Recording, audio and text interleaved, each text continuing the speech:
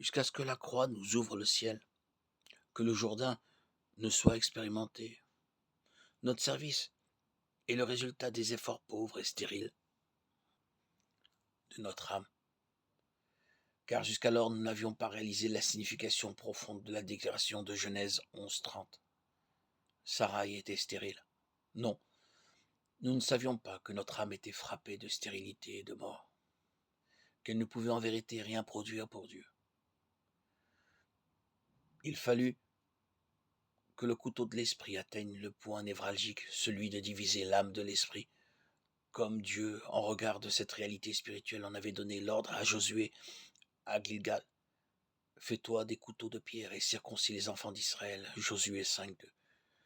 Ce n'est que lorsque la circoncision fut effective que le peuple mangea les produits du pays et goûta les richesses du pays de leur héritage. Ainsi, nous ne pouvons apprécier et goûter de sa plénitude sans l'expérience subjective de la croix. Et le point important à souligner est le suivant. Notre identification par la foi dans la mort de Christ doit aboutir à cette division qui permet de connaître que l'esprit est une chose et que l'âme, notre âme, en est une autre. La vie vécue dans l'esprit est alors possible et nous faisons alors l'expérience qu'elle est une vie vécue dans les lieux célestes, en union avec Christ, ressuscité et glorifié. Il nous a ressuscités ensemble et nous a fait asseoir ensemble dans les lieux célestes en Christ. Éphésiens 2:6.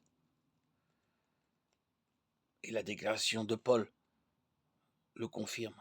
Vous avez tous pleinement, tout pleinement en lui. Colossiens 2:10. Et il en a vécu l'expérience.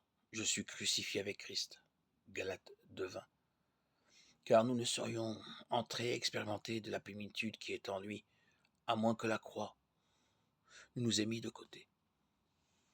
Ce fut par cette voie que nous fûmes à même de constater que la vie vécue dans l'esprit produit un détachement en esprit d'avec l'aspect terrestre des choses, que seule la croix peut accomplir cette œuvre en nous.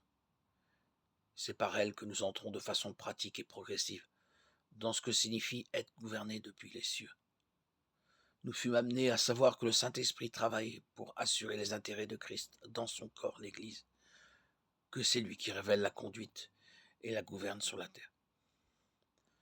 Ce qui devint toujours plus évident, c'est que l'Église ne dépend pas d'une autorité terrestre, mais céleste, et ses seuls intérêts sont ceux de sa tête, Christ. Toute organisation, dénomination, appellation diverse ne se trouve pas dans le ciel, car l'Église est quelque chose de céleste et spirituel en union avec Christ dans les cieux.